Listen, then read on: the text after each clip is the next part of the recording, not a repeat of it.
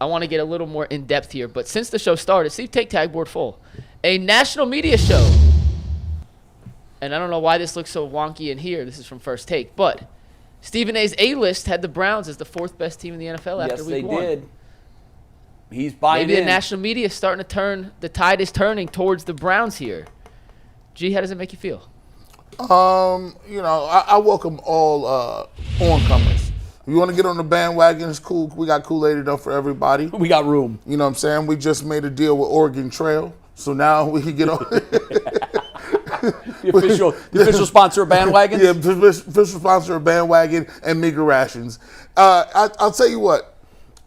It's this. You can't not like them. See, the problem is, you all gonna get to see people really gonna start jumping over the ship trying to get on the board right when Deshaun Watson throw his first 300-yard game, multiple touchdowns, no interceptions.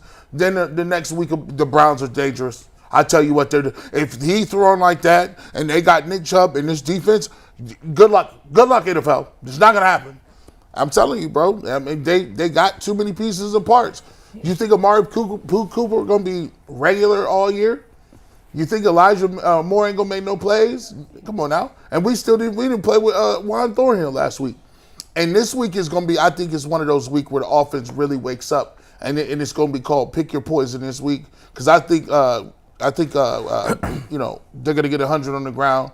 And I think your man Deshaun Watson wakes up this week, and he's in it for the first time. Show you that 230. Well, I tell you what, this week to me, I need more than 230. This week, that's 230 million. Yeah. He's gonna show you. Oh, I thought you were talking 230 passing yards. 230 is light. That bar's low. I think 230 is light. 330, I like. I truly believe that this game right here will change the whole narrative for the Cleveland Browns. Yep. And I know that the Pittsburgh got blown out and all that, but the thing is, I don't think the Browns have won a lot of games in Pittsburgh. That's one. No, they have not. And two, I think that everybody knows it's a rivalry. It's been dominant, and it's in Pittsburgh. Like, I don't think that's a fluke to go in there and just win, especially if you win in a great fashion. Like, if you go in there and do a San Fran type thing. Oh, that's going to catch the attention Like, of you everybody. have no choice but to address what's going on in Cleveland. And I think G's right. I think that everybody comes in and plays their part in this because we still are waiting to see this playbook that's just so open. Now, we got to see glimpses of it. I got to see concepts like that. That Marquise play, the first one where he overthrew it, I don't even think people know. DPJ was wide open going the other way. Like, they did a crossing route. DPJ had his dude beat too. So both of them was wide open, and it's something new that we hadn't seen. So I'm actually interested. I want to see it with good weather where there's no excuses of them being able to complete passes. Right. I hope it is clear. Yeah. Monday night. I can tell you, my perspective on the whole national thing when it comes to the Browns is interesting because for most of my young adult life, I was not part of the national media. Mm-hmm. And I used to get caught up in that groundswell of fans that were always complaining about how we were viewed. And I'm not talking about the Cardiac Kids, and I'm not talking about the Bernie Kosar years, because obviously they got their due then. Yeah. Well, what was different? They won, and they won consistently. Yeah. We don't deserve national love. I'm just being very honest. I mean, and I'm not talking about in the micro this year. I'm talking about as a franchise. Mm-hmm. Yeah. We have done nothing to convince the national media that they should pay attention to us. I agree. Now, I changed my thinking into that when I went to the national media and I talked to all these guys that are making opinions and putting them on television. And here's what I would hear. Browns would start 3-1, let's say, which rarely if ever happens. And I'd be like, dude, why aren't you, come on, let's blow this trumpet. Oh, no. Just wait. We've been fooled by them before. Yeah. To quote a famous late head coach, many of them would tell me they are who we think they are. Mm-hmm. And just give them enough time and they'll prove that. Well, I just asked Sherm that. Sherm just did his top 5, and I text him. Where do you have the Browns? Probably not in it. No, he just do top 5. I said, why you ain't including the Browns? He said, I'm not putting no stock into the Browns. Too early. I said, Too early. Okay, now, all of that being said, I will also say this, because I used to advocate for all Cleveland sports teams inside that campus all the time. Mm-hmm. And a lot of them would say, "Oh, Jay, man, that's cute.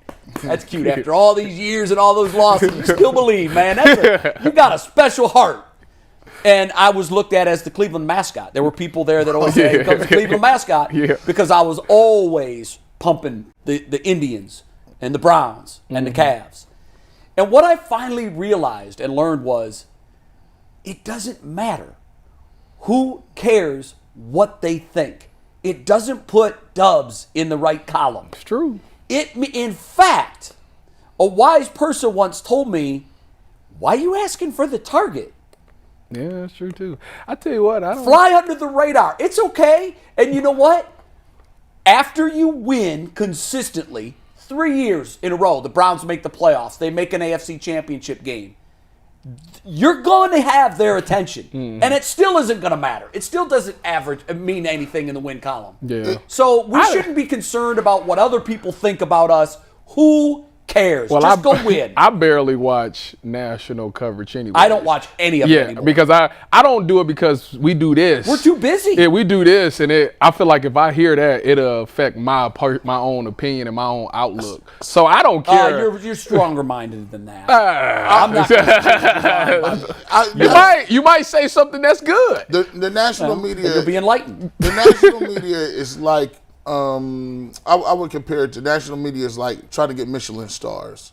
Like they want you to put a pretentious dish out there with all kind of green stuff on the plate to make sure it looks nice. And they go to restaurants and they judge you on whether or not you have the pedigree or you're innovative and how well video or food bloggers like you. But everybody knows, like, when you really want to eat, like, and you hungry, no one goes to 5-star restaurants. You go right to the middle of the road, get you some of that local ribs, get you some burgers, just the stuff that we eat, right? The stuff that you can just eat and get up out of here. Now, when you look at the Browns, Browns is a local type thing that you can eat. It's digestible.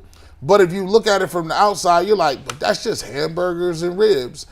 You can't have hamburgers or ribs at a wedding reception, can you? Right? You got to have pretentious plates full of stuff that people don't eat.